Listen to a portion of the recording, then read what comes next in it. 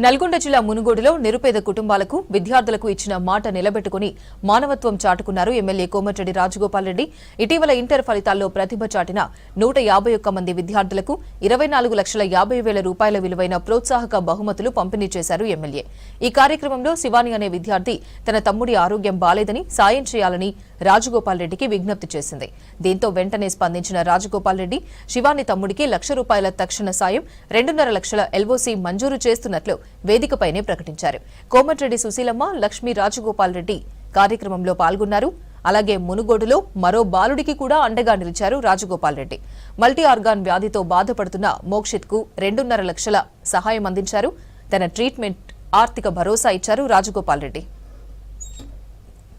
Transplant దాన్ని ఏమంటారు, bone మారో transplant అని మూలుగా బ్లడ్ క్యాన్సర్ ఏ స్టేజ్ ఉంది నేను తెలుసుకుంటా, మాట్లాడతా. ఈ ప్రోగ్రామ్ అయిపోయిన తర్వాత నన్ను కలవండి, డాక్టర్ చూపిస్తా, మంచి మాట్లాడు, ధైర్యంగా ఉండదు, మంచిగా మాట్లాడడం, బాధపడు, ఏదో ధైర్యంగా ఉండదు. తమ్ముడికి మ్యాక్సిమం ట్రీట్మెంట్ ఎట్లా చేయాలో నేను ఆలోచించి ఈ రోజు హైదరాబాద్ తీసుకుపోయి చూపిస్తున్నాను. నిమ్స్ లో ఉన్నారు, ట్రీట్మెంట్ అవుతుంది, ఇప్పుడైతే అక్కడనే ఉన్నారు.